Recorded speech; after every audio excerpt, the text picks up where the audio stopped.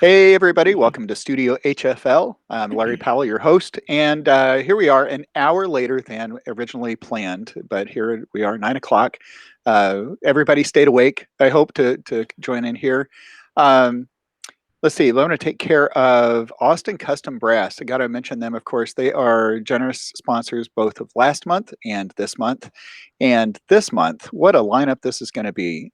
We've got, of course, Raquel/Rachel, and we'll get to that story in just a second tonight. Jen Murata next week, Sarah Stoneback the third week, James Morrison the fourth week, and Chris Coletti the last week of June. What a lineup. And of course, Trent Austin Custom Brass, thank you so much for sponsoring. Do you know Trent? I've seen him like at conferences. He's awesome. I love talking to him. He Right? knows everything about instruments, great player. So Yeah, and it's like I say every week, you know, if you follow him on social media, it's like a kid in a candy store, right? He'll get a new trumpet in the shop and he'll get on and, you know, he gets so excited about showing it off and playing it. But of course, Austin Custom Brass, great business, excellent customer service, and you can find out more at austincustombrass.biz. And let's see, I keep showing this. These are my shirt designs. I don't know if you've seen these before, but this is the World Trumpet Force, the WTF, right? Okay, so I keep asking. This Latin, ventilabis magis. Any idea? Blow harder. Wow. Come on. I mean, seriously, for a trumpet motto, isn't that perfect for a trumpet player's motto? Veni Vidi Vici, I think would have been cool, but you know. Well, it's not too late. It's not too late to change that. And then I've got one other here. I got to show this. Uh-oh, I think I must have taken it off of there. I think it disappeared from last week. So I'll throw that up there later. So let's see. Of course, these interviews come out on YouTube, and the audio will be out on the audio podcast platform starting tomorrow, on the YouTube channel, on Facebook, on the YouTube channel, on the Studio HFL YouTube channel, and the Studio HFL Facebook page. It's too late for me. I think I'm hitting my the sleepies. Get that coffee. Yeah, I need coffee. Oh, and Patreon. If you want to support the show on Patreon, www.patreon.com/studioHFL. For as little as $3 a month, you can help support this podcast. And of course, that's it. I think I took care of all the business. So we're here tonight with, and we're going to open with a story. It's either Rachel or Raquel. So welcome to Studio HFL. Thank you so much. Great to be here. And I can tell you the story. Yeah. I've told this so many times, but here we go. So Raquel is my, I guess, legal name. My mother's named me Raquel. And Spanish was my first language. And when I went to kindergarten, I learned English like in a couple of months. I think everyone should learn a second language when they're 5. You just soak it in. It was not even an issue. But I was learning all these words that were the English version, the words that were anglicized. So when, for some reason, my kindergarten teacher, Mrs. Hogan, called me Rachel. And I just assumed, oh, that's how you say Raquel in English, Rachel. So I went with it because I was kind of shy. I wasn't going to like correct Mrs. Hogan. And by the time my mother caught on, I was like in 2nd grade. The name was fully ingrained. She fought it. She was not happy about it, but it kind of stuck. To this day, I'm still, my kindergarten teacher changed my life, and I'm still Rachel. I've tried going by Raquel. It's just, I just don't identify with that name anymore. It's just, but to honor my mother, I want to keep it Raquel because that is what she named me. So there you go. There you go. So now, well, you just answered that question. You know, when you go back home, when you talk, is your mom still around? Unfortunately, no. Oh, I'm sorry. It's okay. But does anybody? What about nicknames? Do you have anything you go by other than Rachel? Well, I'm in a group, Seraph Brass, and we have 2 Rachels, me and the French horn player. Valdekis. Yeah, Rachel Valdekis. And it gets really confusing in rehearsals and emails and what have you. So we have nicknames. And I got the cooler of the nickname. I thought, she's Rach and I'm Ray Ray. So, Oh, that is way cooler. it is. Yeah, I That's very agree. hip. Okay, so I mean, already I'm thinking we got so many directions to go tonight because we've got Seraph Brass, we've got this little music school down in Texas that you're a part of, and you mentioned a recording session or a couple of recording sessions that you just did.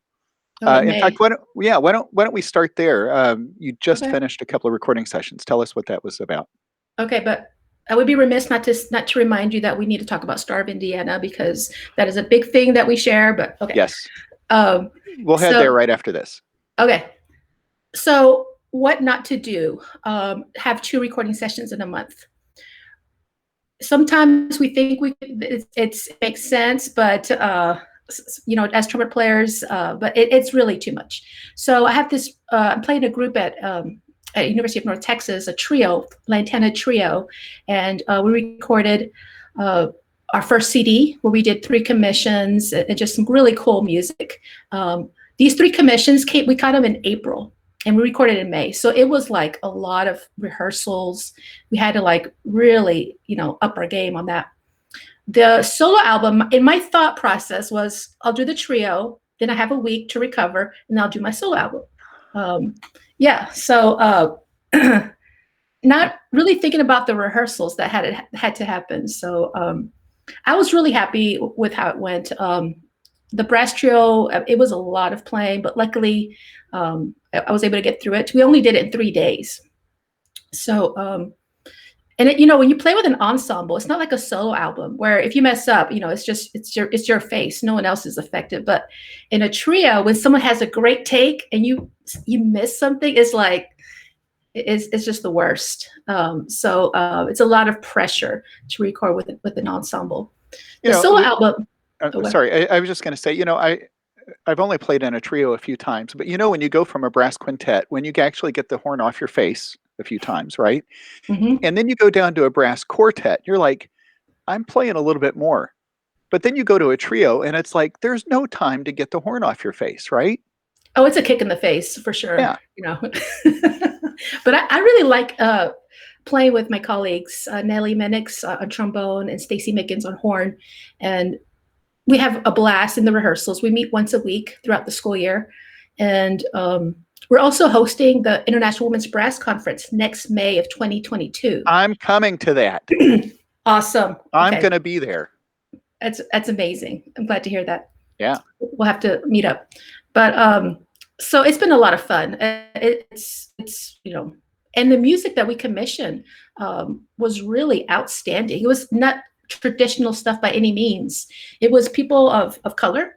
So like Jeff Scott is one that he did a piece called Crossing Barriers. It's kind of like music like from Africa or that kind of dance type stuff. We had Yvette Rodriguez. She did this kind of like Latin piece, Adagio e Danza. That was really hip. And Shanice Strickland, she's a young Black composer, female composer, and she did this like jazzy, gut bucket bluesy type piece that was just a lot of fun. And her last movement was called Disco, and that was probably my favorite piece. They were all fantastic, but it was just, I guess it was the most fun for me. How long from, I want to get to the other recording session, but I really want to find out more about these commissions. How long from the ask to them delivering like the first iteration, and then were there revisions? Well, we got a grant. Stacy Mickens, the horn teacher here at North Texas, she's the one that got the grant for the commissions, and that happened early January, and when we found out, so she That's immediately, fast. yeah, it was. Then she immediately got on the ball with it, and I think she had a relationship with Jeff Scott. She already knew him. Shanice is her student, and I'm not sure. I think she just found Yvette Rodriguez through somebody, a referral. So they started writing. Yvette was really quick. She started sending us stuff, copies. Shanice, I know one of them we had to, what was it? Change the key on one of them. And Jeff Scott, his stuff was just like, I mean, he needed a protractor and like a calculator. It was just really crazy stuff, but it was so much fun. And he actually worked with us. He did a FaceTime with us. He sent us videos about the type of dances that he was trying to go for in like these different countries, Uganda, and Brazil was one too. And so it was really a collaborative effort. That was a lot of fun. Will those be published along with the album? Yes. We want to do a recital to premiere the pieces in October. And I'm not sure when the written scores, I mean, will be published or how that's going to work, but I don't have much information on that yet. It just, I mean, we just recorded like 2 or 3 weeks ago. So are you still going to do some mixing, or is that you leaving that to somebody else? The editing and the mastering this summer. Okay. That's a fun process, right? Because when you sit back and you listen, you're like, oh, dang, I could have done that better. Is it too late to go back and, right? Oh, well, we did. We had at least 2 good takes of everything. So, so I'm pretty confident that's going to sound great. But you never know. So I like a lot of. It is. I like a lot of reverb. So we'll see what the others like. Trumpet players love reverb, right? It's humbling without it, I guess is a good way to put it. So what about this next recording project? It was first my second solo album, and it was music from all female composers with piano and then one with percussion. And some of the pieces were Ridge Runner by Libby Larson, Trumpet Songs by Jennifer Higdon. That was really cool. The hardest piece was Concerto by Grace Williams, kind of obscure, but it's hauntingly beautiful. I really loved it. I don't know if you know Paul and Sandy Rennick. They were the percussionist. No. They have affiliations with Star Blast. And this other cool piece called Frame by Cecilia McDowell. It's like 7 movements that have it ranges from jazz to just lyrical and kind of like Baroque-ish type stuff. It's just, I think it's really going to be accessible to a lot of maybe college type students. And I just wanted to do something that, not a lot of students know about female composers other than Pakhmutova, of course. So I wanted to bring a little bit more. I will be honest and tell you that I did not know that she was a female composer until like within the last year. Oh, wow. So, and I'm not I learn something new every day. I'm not ashamed to admit that. So let's talk about the amount of time that goes into prepping for a solo album. I mean, did you start picking these pieces a year ago, or is this something that in March you're like, hey, I think I'm going to do? Of course, I know that's not it's not true there, but what's that process like? How long did it take? It was a year ago. It was actually delayed by the pandemic a bit, but so I kind of pushed it because I was going to record at North Texas and everything shut down. They didn't allow visitors on campus, so I couldn't have my recording engineer come up, those kind of things. So around the spring, everything kind of got a little bit more, I guess loose is the best way to put it, just a bit less rigid.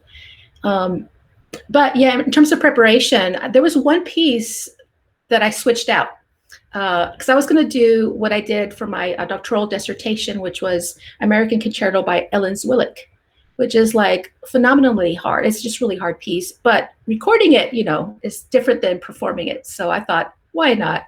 But then reality really set in. It's like, no one's going to play it anyways, probably, because it's just kind of hard. And I already have a Grace Williams, which is another hard piece. So I wanted a little bit something more lighter. So I switched out with Framed. So those kind of things, you start reevaluating, because sometimes as trumpeters, like for instance, have you ever done a recital where you just overprogrammed because you just wanted to play the coolest, hardest stuff ever? No, I've never done anything like that. Every recital has been like that. Of course, we're trumpet players, right? That's what happened with this CD. I was like, I want to do this piece, this really hard. So, but then it kind of turned into, well, maybe, maybe something that people actually play and be of service to the discipline, to the trumpet world. So what were the pieces that were there pieces that you chose that were going to push different aspects of your playing, or do you like to play things that are already comfortably within your wheelhouse? Actually, I did. I was out of my comfort zone on this one because usually I like to play technical type pieces. Um, if I see music with a lot of black notes, I'm like, ah.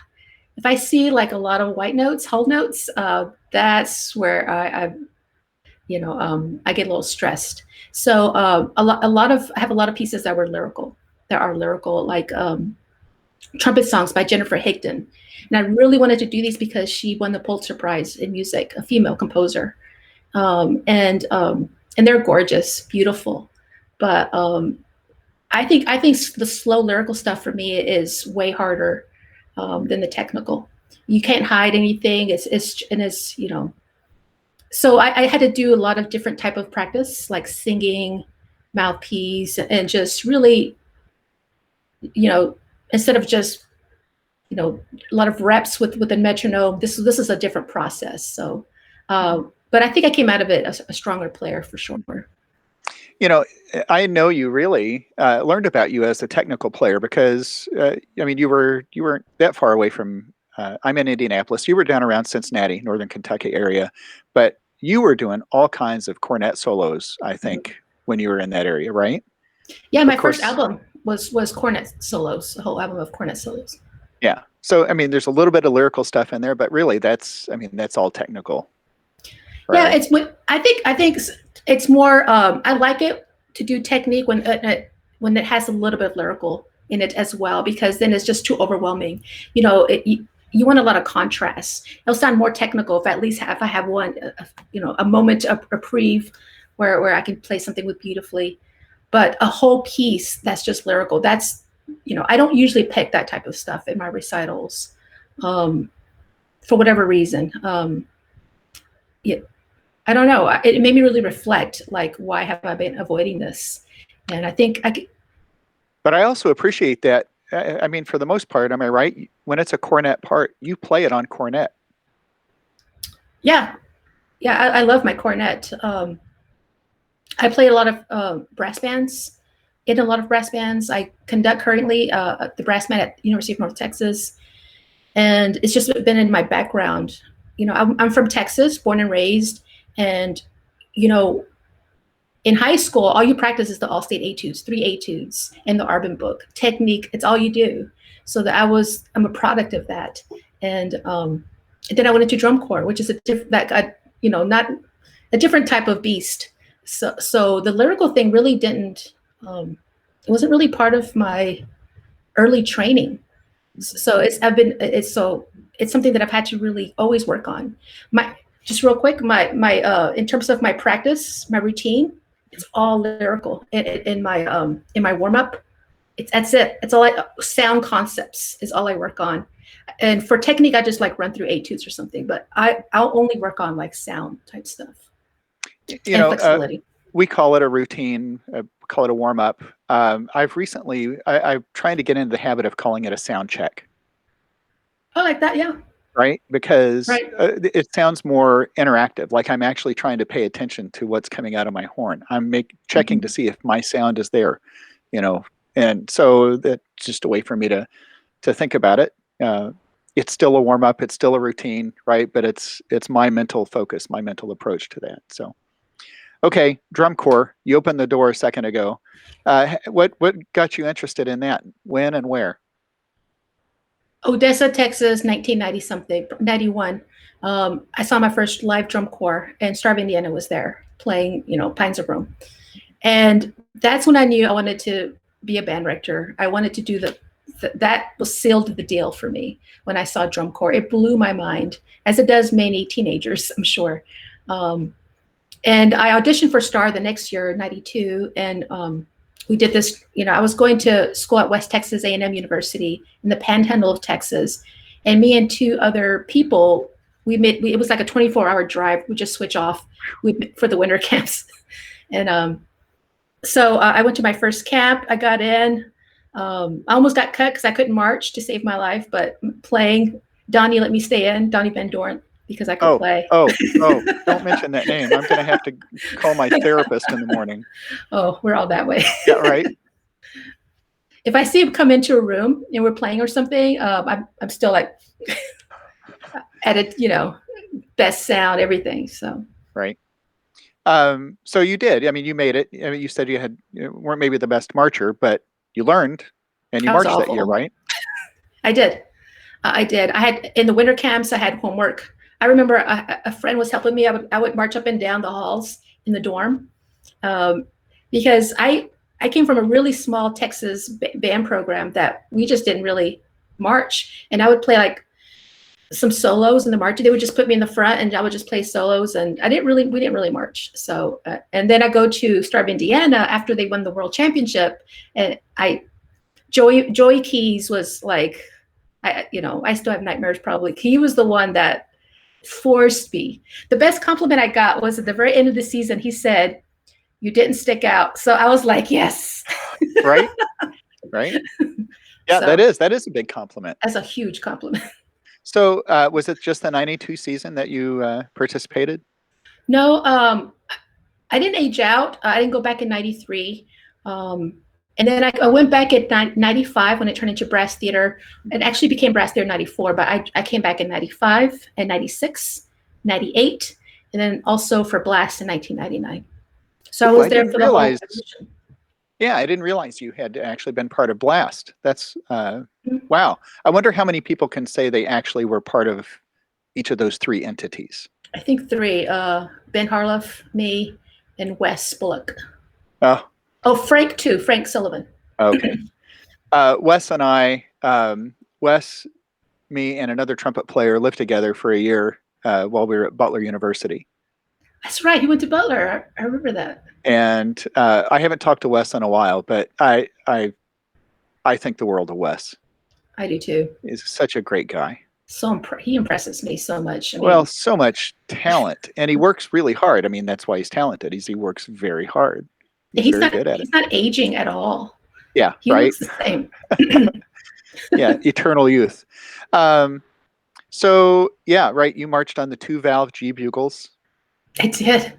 And I still say there's nothing as loud and powerful as those 2-valve sopranos, right? I could peel paint off the walls, like literally. Yeah. It zinged, for sure. But I also played on the 3-valve DEG. I did the I&E. So yeah. So I did a Carnival Venice and the I&E. And back in those days, I don't know if you remember, you had to win DCM. Remember that championship? And yep. For you to even go, for them to let you go compete at DCI, the individuals. But anyways, I during laundry days, I would take out this 3-valve DEG that the equipment manager, I forgot his name. Eric, yes. Eric Lund, he let me borrow it. And so it was still in the key of G though. So Carnival Venice in the key of G. Shane Connor just piped in and said, and Star United, right? So you were in a fourth iteration of that too. Thanks, Sean. Shane, sorry. Yeah, you said laundry day, and all of a sudden, all these aspects of drum corps come flooding back to me, right? It's not just the time on the field, those 12 minutes or whatever. There's finding your space on the gym floor, claiming your space as fast as you can. There's trying to get hot water in the shower before it runs out. Never happened. Yeah. There's, oh my gosh, all those little things that go along. And okay, so I was in the very first 3 years of Star, 85, 86, 87. And that was the Disney show, the space show, and Circus, which I enjoyed Circus, but everybody said it was like the worst show ever. It was. But I did enjoy it. First, I thought you were in the Porgy and Bess one too. No, I had aged out at that point. Okay. So, although I was still having nightmares, Donnie was still looking at me from the sideline. I'm serious. For several years after that, I would have nightmares about that. But I've heard Donnie has calmed down quite a bit. That's what I hear too. But yeah, I guess it happens. Yeah. But yeah. So you got to wear the pink unis with the star. Yep. don't tell anybody, but I may know where my jacket is. I'm just saying. That's really cool. And I may know where my soprano is. No way. Wow. I might. I might know where it How is. did that happen? How did Eric didn't hunt you down for that? I'm sorry. There's some audio trouble here. I think we're going to have to skip to another. And okay, I've got students. I don't know if you have this at North Texas, but students who march drum corps. I'm an advocate. College professors usually love or hate drum corps. There's not really a middle that I've seen. I'm one of the one I advocate for it because it did so much for me. It was transformational for sure. And someone that I was shy and not a lot of confidence, I would say, probably it never had left Texas, and to suddenly be touring the East Coast, being around people of all different types of backgrounds, different than me, and learning how to interact with this new culture, and in all types of situations, and also the brass pedagogy I was getting in terms of air and on all that slurs. I've never really done any of that. It was huge for me. I don't think I wouldn't be here if it wasn't for Star of Indiana. So yeah, I've come full circle on that. Because we were on 2-valve G bugles, and pedagogy was sketchy back then. But I've come now that they're fully chromatic, right? B flat trumpets. Yep. And the pedagogy solid. I mean, when you've got Mike Martin working with Cavaliers, and you've got all these others out there working with these cores, it's like, okay, they're getting, and it's not just those guys, but I mean, Matt Harloff, is solid in his pedagogy. I mean, there are great teachers out there. So now when I have a student say that they're going to go do core, my first question is, how can you afford it? Oh, I know. Right. But then it's like, okay, that's great. Hope you have a great experience. So yeah, I advocate for it now too. But when I was in Star back in the day, my dues were $200 a season. Mine were too. $200. The shoes were included. You remember that? I know I don't remember. I don't remember that far, but I believe it. Unbelievable, right? Yeah, we had it really good because of Bill Cook, making that huge donation to Star and being a supporter, and it made it possible for someone like me that was not at all rich to be able to participate in this huge thing that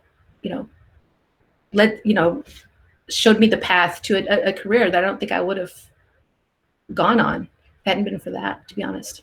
Well, where I am wouldn't be without having gone through Star. The connections True. I mean, I'm in India. I'm from Kentucky. How did I end up in Indiana? It's because of Star. And Really? that's where I met my first wife. She was in the color guard, and I was. I mean, that's what does sopranos do when we're waiting for the baritones to get marked? We watch the color guard, right? So, or do push-ups. I guess that's whatever your. Oh yeah. Is. Yes, So, I'm still lifelong friends with some of those folks that I marched with. And were you part of the 2010 Alumni Core? I think I might have asked you, but I've forgotten. No, and boy, do I regret not being there. There was something going on that I couldn't make any of the rehearsals, and I really regret it. Yeah, it's too bad because it was a phenomenal experience to see everybody. But I did make it to like the dress rehearsal. I got to hear you guys. I think it was run throughout in Plainfield. But okay, so drum corps, holy cow! So this is 2021, coming up on almost 40 years ago for me. Wow, time flies. Right. So, and I'll be honest, I hope the drum corps activity comes back. I mean, of everything that's been devastated, I mean, that's all these kids are experiencing that right now. It's going to have to come back, or it's going to be in big trouble. Yeah. And they're doing a season. It's not competitive. Yeah. So I think some students of mine are still marching. Yeah. So and still paying those huge, I know $3,000 to $4,000. So. Did you just finish your first or second year at North Texas? Third year. That wasn't an option. Okay, so it was your third year. Wow, third year. Holy cow. Well, congratulations. Well, thank you. Yeah, it's been great being back home in Texas. I'm an alumna of University of North Texas. I got my doctorate here. So it was a bit surreal to go back, and like Eugene Corporon, director of bands, is now my colleague. That was what an honor, and it's been a thrill. You know, I definitely don't take it for granted. Very grateful to be here. And your responsibilities there, obviously you're teaching applied trumpet. Play trumpet. I also co-conduct the brass band with David Childs, the euphonium teacher here. And I teach a brass pedagogy course in the spring. So the brass band, is that a British style brass band? Traditional British style brass band. So E-flat cornets, the peck horns, all that, right? Exactly, yes. I love that activity as well. I love drum corps and also love brass bands. Those are the, and I love quintet too. That's another thing. So diversity is good though. And right? It really is, yeah. When my first gig as a teacher, college teacher, was in Kansas, Washburn University. I was a lecturer there, and I wasn't too far from Kansas City, and that's where I started playing with this really awesome brass band called Fountain City Brass Band. And they're phenomenal, and I still play with them off and on. So I just fell in love with it because, as I said, I love the technical type stuff, and playing cornet, a solo cornet, especially in a brass band, is like the hardest stuff you'll ever play in an ensemble. Like it's such a challenge and so cool. I've sat in on a couple of rehearsals, a group here in Indianapolis, and I've seen these parts, and it's like somebody handed me the violin part. This is not right, right? I mean, yeah. The ripiano, is that right? There's a ripiano cornet that's just like. And then there's soprano cornet. That's I think the hardest instrument I've ever had to play. Yeah. Which is you have to have great chops and be able to like take over the band, on top of the band, but also be very finesse and soft with that after playing, full out. It's just a huge challenge. But when it goes well, it's so rewarding. So we're sitting here talking about brass trio, solo album, brass band, and Seraph Brass, right? I mean, you are getting an awful lot of a big diversity again of performing opportunities. Yeah, I don't know how it happened. I just love doing all these things. I would call them passions. It's not, I really just love doing it. In brass bands, they never pays. Those aren't paid gigs ever. But I love the people that are in brass bands too. Sometimes it's community players, and they're the most dedicated, always come super prepared with their music. You can't, you never sight read on a gig, right? Like on a regional orchestra or something, okay. Yes. Yeah. Occasionally, yeah. But I just love the dedication of this community in a brass band, because you've like professional type players all the way down to like someone that just plays for fun that's a dentist in real life. And I just love being around that too. Mm-hmm. At the I forget the year, it was 2 or 3 years ago when ITG was in San Antonio, there was a presentation by one of the, it was a cornetist from one of the brass bands. And I went to a session, and he was talking about the vibrato and how they teach that vibrato, right? That is not something that we come to naturally here in the States, right? That is a very culturally specific sound. Oh yeah, it's jarring to our ears. It kind of reminds me of going back and listening to, big bands from the 30s, 40s, mm-hmm. right? And I love that vibrato. Of course, it's out of place now, but I've heard some American brass bands try to emulate that. They get close, right? They get close, but it's just, they didn't grow up in it. Yeah. You're right. It's something that you just have to have in your ear, that concept. But it really helps with intonation, because it's, the pitch is kind of wavering. So it helps with that. It warms up the sound so well, I think. And I love having it in a brass band, the vibrato, especially on lyrical stuff. Mm-hmm. So Go ahead. I was gonna say, speaking of vibrato, I've recently, more this year in the pandemic year, been playing with the mariachi group here in Dallas, an all-female mariachi ensemble that's so cool, and I'm having a blast. I'm gonna keep playing with them, I think. So because it's like sometimes I'll go to in the rehearsals, they don't even have the music. If they have the music, it's in the wrong key. So it's kind of it's very like, just do this or just do what the violin does. And it's completely, it's kind of like I don't do jazz, but it's kind of that, not, you just kind of go with it. And she just say, well, just just fill in with something if so I just love that aspect. It's really been pushing me. It's making playing a lot of fun. There's just and our concerts are so great. A lot of interaction with the audience too. So this has been 20 years ago as I'm thinking about it, but me and a trombone player, it was two trumpets and a trombone. We were asked to play in a salsa band here in Indy. Mm. The Three Gringos, that's how they kept calling us, right? So I forget the guy's name, the leader's name. He goes, okay, rehearsal at 7, right? So guess who's there at 7? It's the three of us.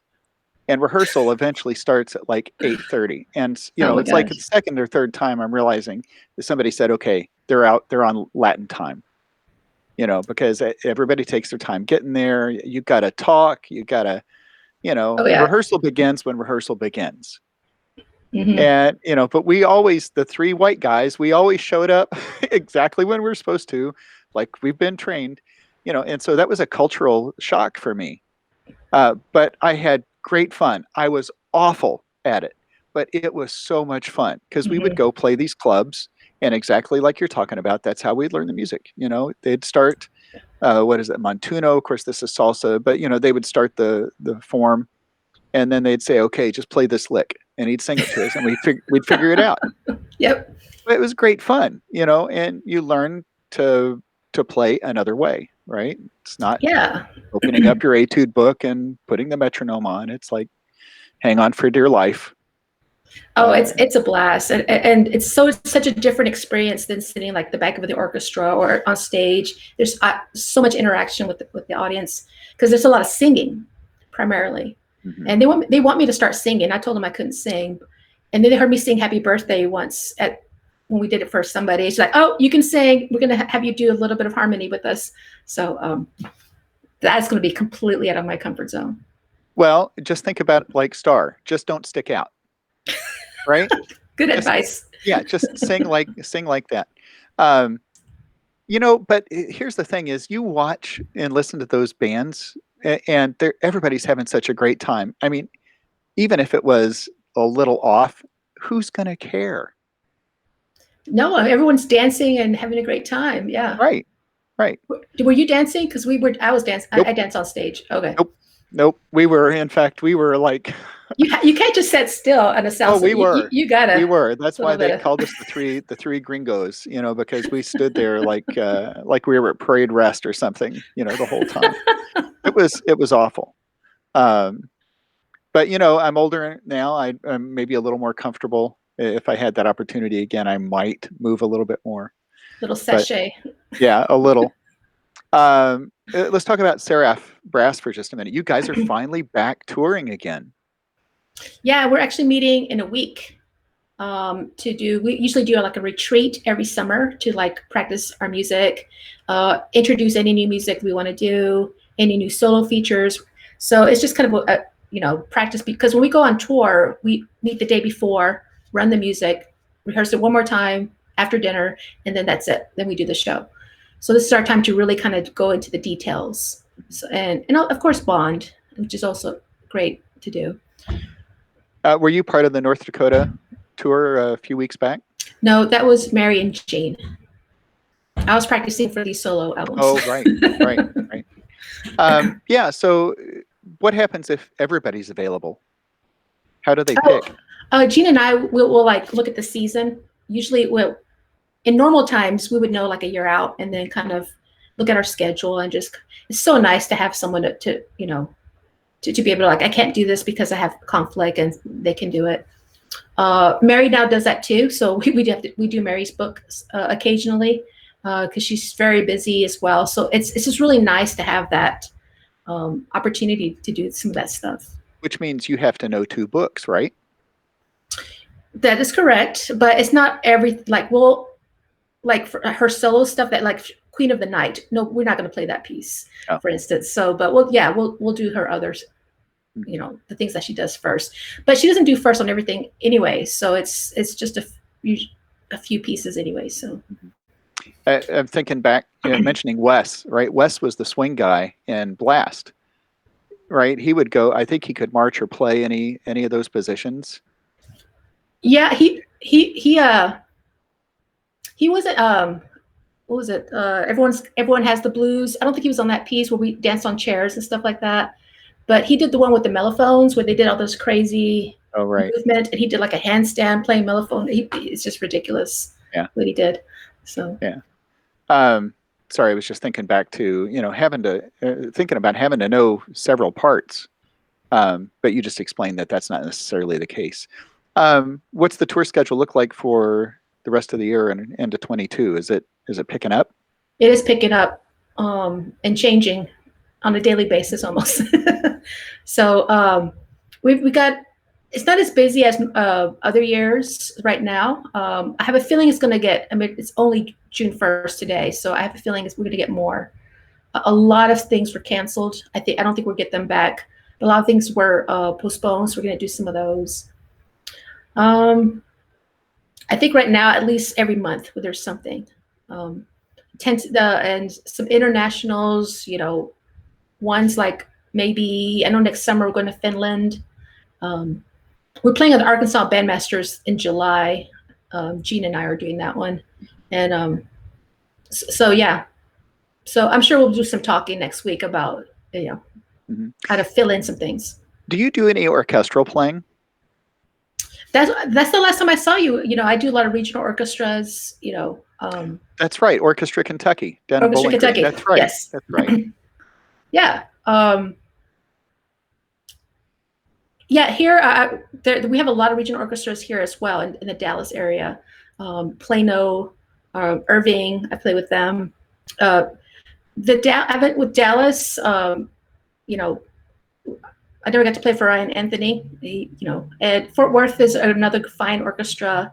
I think I'm gonna play with Dallas Opera next year, and I've been asked. We also have Dallas Winds. I unfortunately have not been able to play with them.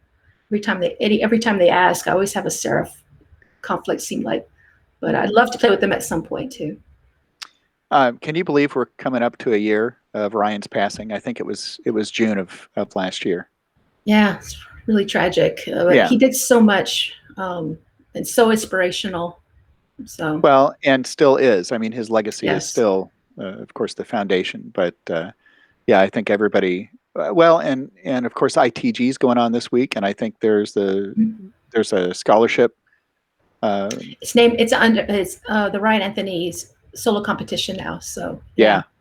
So that's cool that he'll have a tremendous legacy for that. Definitely. Don't you miss going to ITG in person? Well, next year it's in San Antonio. So well, that's just a hop, skip, and a jump from Dallas, right? I mean, you have to drive through Austin, but you can get some barbecue on the way, so that's nice. Yeah. I'm looking forward to next year's to see everybody.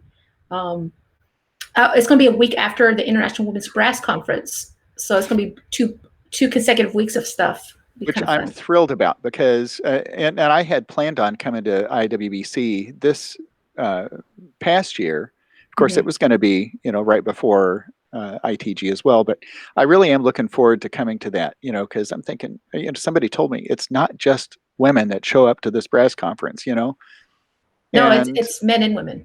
Yeah. And I guess it would be assuming that only guys go to ITG. Or only lead trumpet players go to ITG, right? I mean, it's silly to think that.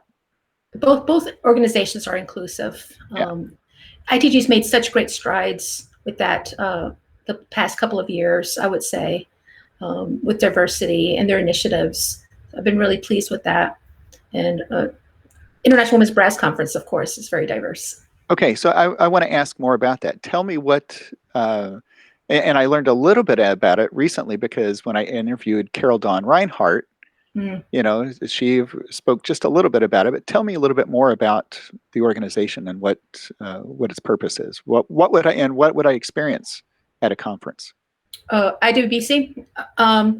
Well, I'm for your students. I would say have them compete because we have a huge competition that's open to high school, college age, and then also there's a category 3 there's not an age limit, so anyone can compete, and it's like a lot of prize money, and that's a huge part of this conference. The other part is sessions, and it's not your typical. Sometimes they're interesting sessions, particularly for women. Like one time there was a session about dealing with when you're pregnant, practicing while you're pregnant, those kind of things. And that's something I don't think I've ever seen anywhere else, ITG or elsewhere. Mm-hmm. And it's something that I know a lot of women are really interested in. But I think, it's the normal fare too with the brass pedagogy type stuff, great performances.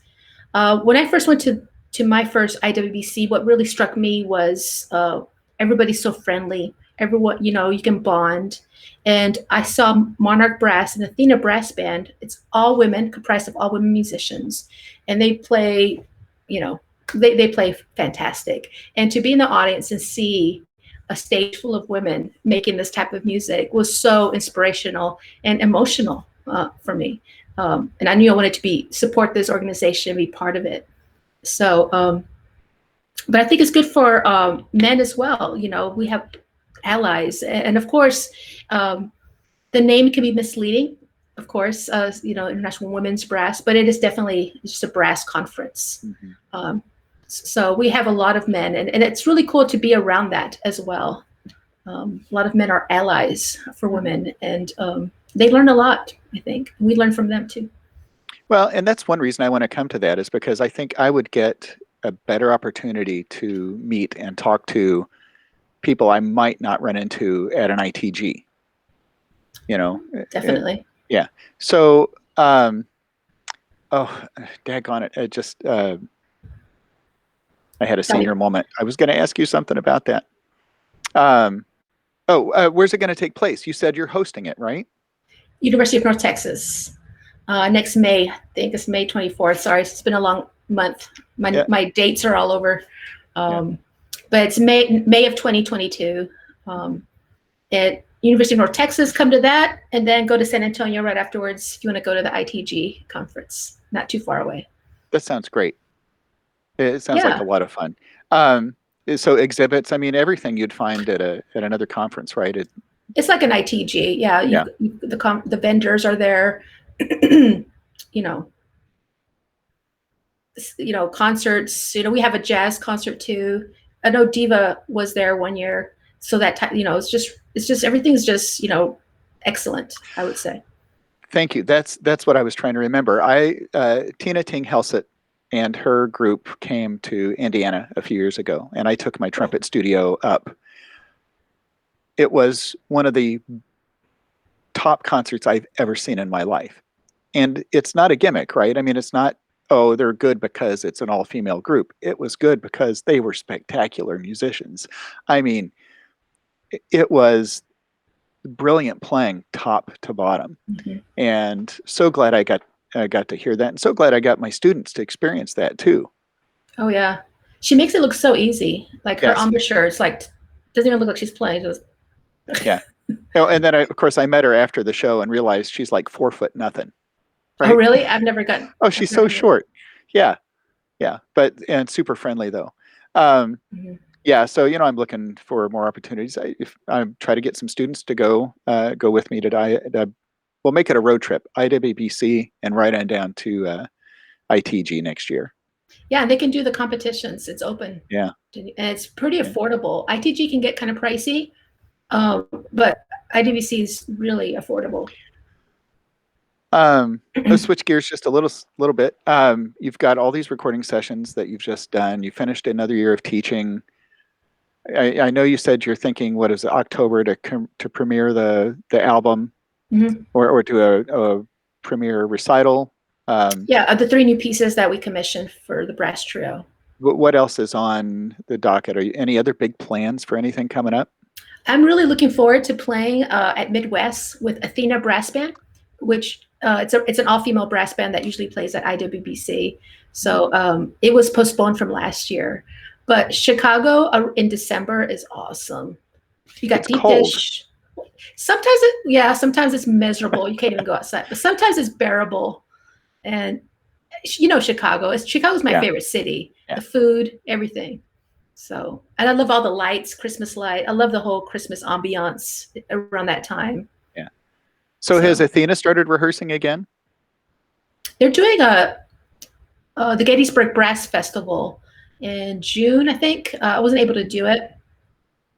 I think it's coming up actually. But no, the rehearsals are usually like 2 or 3 days before, and it's like just marathon. You have to come with your, in shape, or you're going to be in a world of hurt. And so that's usually how they do it. They send the music beforehand too, and you just show up and just put it together. Right.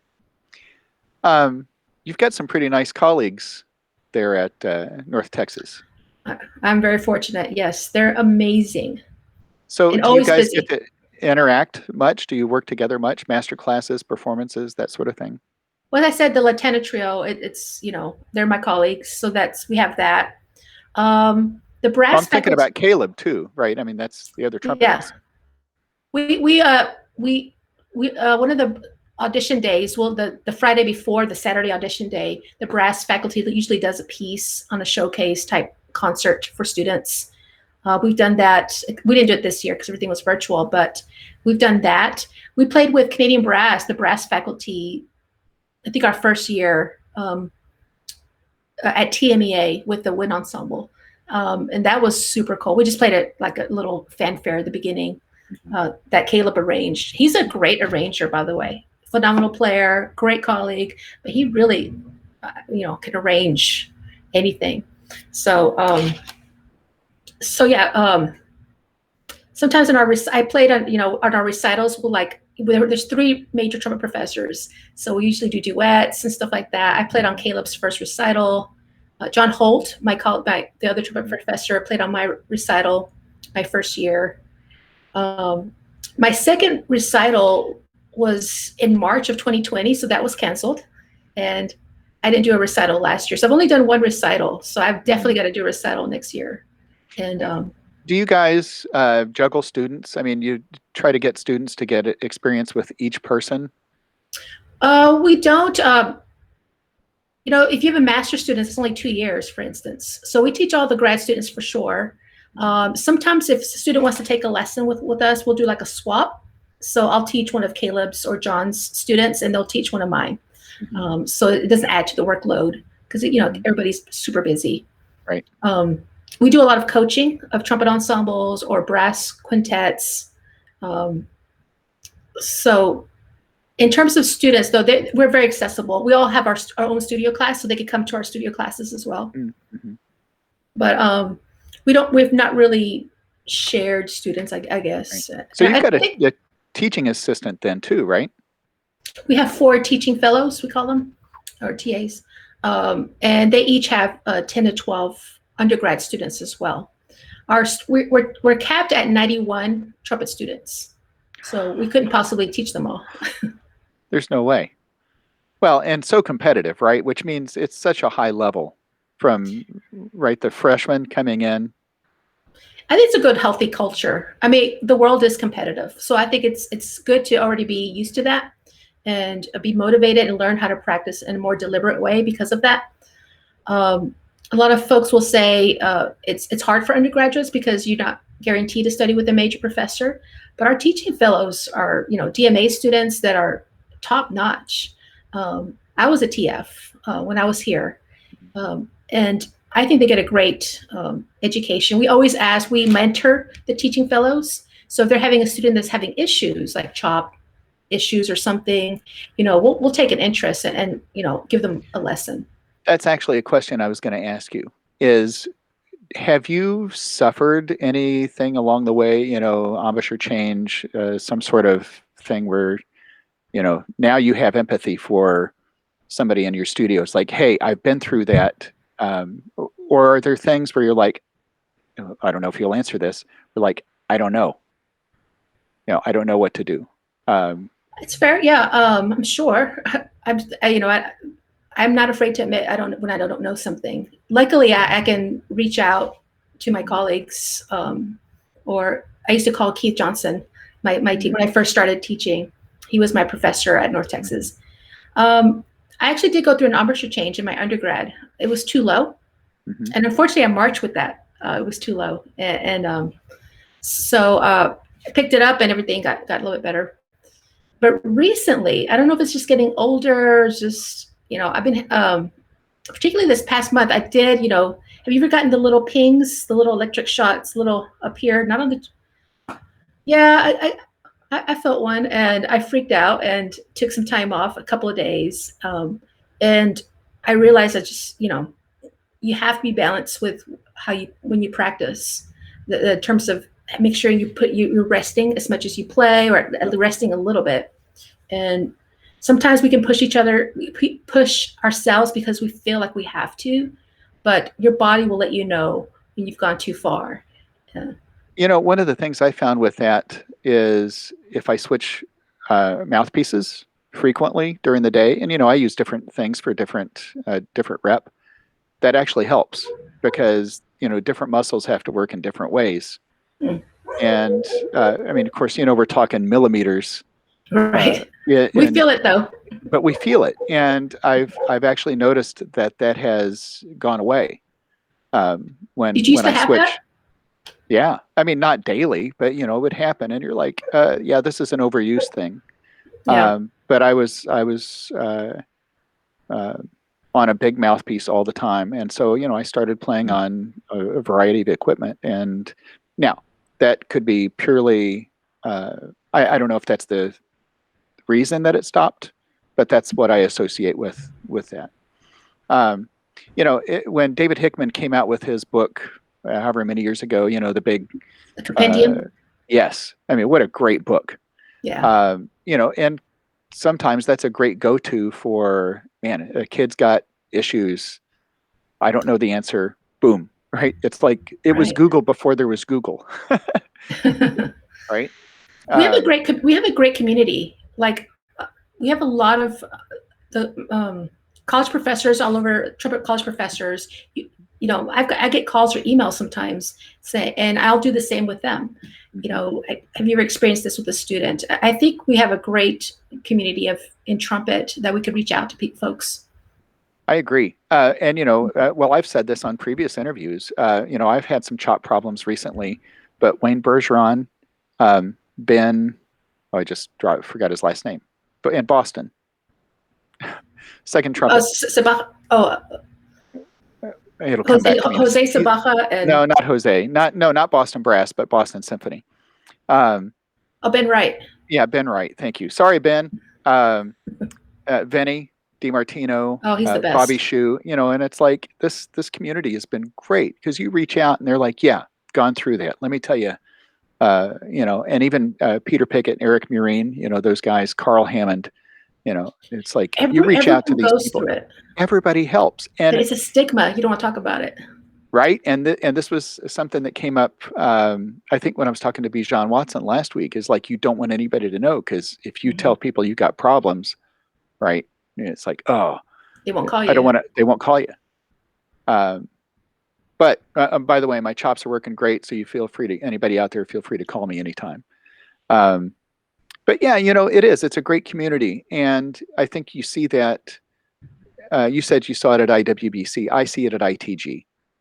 It's yeah. You've got double A, double C people out there who that's the only reason they show up is to find that on every horn, right?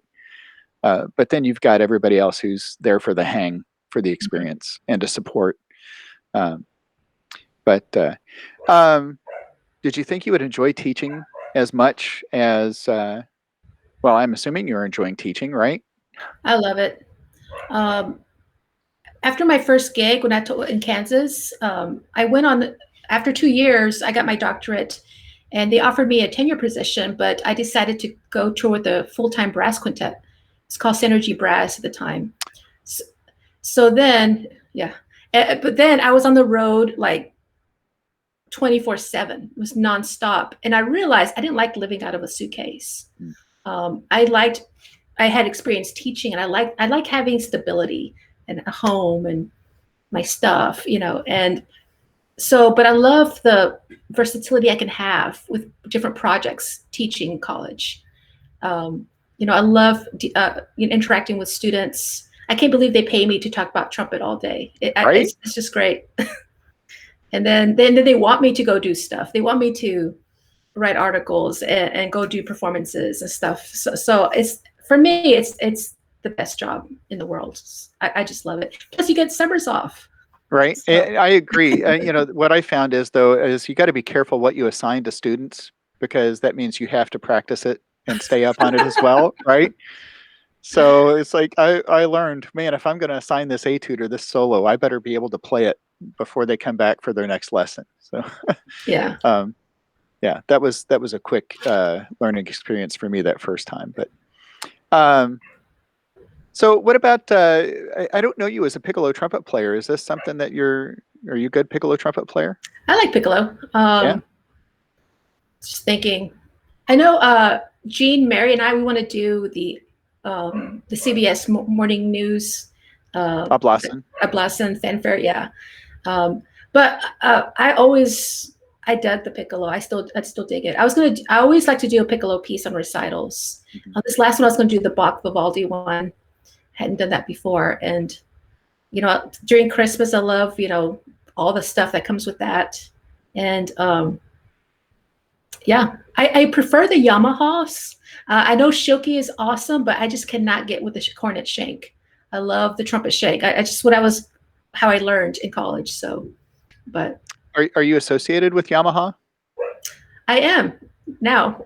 Okay, well, I didn't know if that was like a shameless plug for Yamaha. So you are a Yamaha artist. It turned into that, yeah. Yes, I am. But I do love their horns. I think they've got the best flugels as well. I mean, that's my opinion, but I think I'm right on that. After Shires, I would agree. Yes, but here's the thing: is there's so much great equipment these days, right? Remember, it used to be just Bach, it used to be just Shilky, it used to be just Yamaha Getzen, and now it's like, man, I mean, it's hard to go wrong with just about anything. But it's really nice when you have something that makes it, trumpet's already hard enough, something that can just, not add to that. Right. That can help you with some things, yeah. What about natural trumpet? Is that something you, or even North Texas, is there anything there for natural trumpet? We actually have a big Baroque trumpet. I guess we have Adam Gordon, he's a lecturer, and he teaches all the Baroque trumpet lessons. And we have a Baroque trumpet ensemble. And I actually took Baroque trumpet lessons when I was at North Texas. And it's something that I went in, a cocky DMA student, like, I'm going to play Baroque trumpet. It's going to be a lot of fun. I'm sure it'll be, not too bad. That was horrible. It was really difficult for me to stick with it. I had to really practice. It's not as easy as it looks at all. Brass for Beginners has this really great plastic C trumpet, natural trumpet. And I've got, UND had 4 of them. And so I had my students play these. And I tell you, it brings the modern trumpet into focus a whole lot better, right? When you realize you can't rely on the valves for anything. Yeah. And so I included it in trumpet ensemble. And of course, it's a small studio, so everybody had to play in that. But I can see actually including that in lessons just to help focus. And of course, it's part of our history. So there's a great opportunity to learn not just the repertoire, but articulation, right? And definitely style. Balance, style, right? Yeah. So yeah, everything's a little bit swung. But you don't want to although play it. You hear somebody like Josh Cohen play, and it's like, that's just not fair. He sounds so good on that. And there's so many great players natural trumpet these days. So I hear a dog in the background. Yeah, I'm sorry. What kind is it? We think she's a mix of a lab and a Rottweiler. She's a cutie, but she likes to bark at a leaf could fly by the door and she's going to bark at it. And it's, I don't know what she's, I think something's happening down there that's got her all riled up. So what's it like practicing there? Does she dig it? I think she's downstairs. I'm upstairs, so that helps. Yeah. I have a cat, Lulu, and she's now accustomed to the trumpet. So yeah. But yeah. I tell you, I mean this. I say this to everybody. When you're through Indianapolis the next time, or maybe when I come through Dallas, right? I'm going to buy you a cup of coffee or another beverage Deal. of your choice. Let's talk. Let's trade some Donnie Van Doren stories and. Yeah. Yeah. And you know what? I may, if I can find that pink jacket, I might put a picture on social media in the next few days. So people might appreciate that. Are you part of the Star Alumni Facebook page? Yeah. People will love that. So. Yeah. In fact, I found a whole bunch of pictures from 85, 6, and 7, and I scanned them and put them up there recently. Of course. Right. Everybody a lot of more people have been doing that, and it's great to relive that and realize we survived that. Yeah. I can't believe Josh Talbot was 85 all the way up to 93, and he was one of the pink elephants, correct? So. Yeah, nobody will ever let him forget that. So. Oh no. Well, this has been fun. Yeah. And I appreciate the time change. That was completely my fault. I had a gig that I did not realize there's no way I was going to make it home in time. Sometimes you look at the calendar and it was. You think it's possible? We do so much. We always think it's possible. We can do it. Yeah. So, anyways, I appreciate the flexibility on that. So, hey, congrats on finishing your 3rd year. At UNT. Congrats on 2 recording sessions. I cannot wait to hear the end product from these. So you'll have to make sure that you let me know, and of course I'll share it on my social media when that happens. Great, yeah, definitely. And can't wait to. And also the repertoire, right? I want to make sure that people know where to find that when it comes out too. So. Oh, sure. Yes. Anything else you want to share while we're here? Any, maybe, I almost said famous last words. This is not a last words kind of gems of knowledge or anything like that? Well, I think we all had kind of like a tough year. I'm speculating, but I think, I'm really looking forward to coming back to audiences, live performances, seeing my students not 20 feet away, but a little bit closer and without a mask. And I just say be kind to each other this summer. Let's rejuvenate. And I think we've learned a lot as we begin going back to normalcy in the fall. Yeah, I agree. Be kind. Yeah. Well, have a great summer. You too. And I hope it's not IWBC before we cross paths, but if it is, I'm looking forward to that. And so let me sign off here. And of course, I'm going to give thanks again to Austin Custom Brass for sponsoring June's lineup. And let me find here. I don't know if I can find it. I'll just tell everybody. Of course, next week is Jen Murata, and I'm going to have her perform all 150 Art of Phrasing. Isn't that impressive? What a great service that is she's awesome. Prepare. It's like Håkan with the Charlier, right? What an absolutely great resource for all that. Yeah, I'm saving them all on my YouTube. I am too. Made a channel for it. Yeah. Great resource for students. Yeah, and for me too. I mean, I've actually gotten into some Charliers that I wouldn't have before, because now it's like, oh, you mean I can do it that way, right? Because some of the tempos are not. Anyways, so yeah, Jen Murata next week, Sarah Stoneback the week after that's the 15th, James Morrison the 22nd, and Chris Coletti on the 29th. And of course, Rachel, thank you so much for kicking this month off. And Austin Custom Brass, again, austinCustomBrass.biz. Trent, thank you so much for your support. And we will see everybody hopefully next time around. And okay, so hang loose.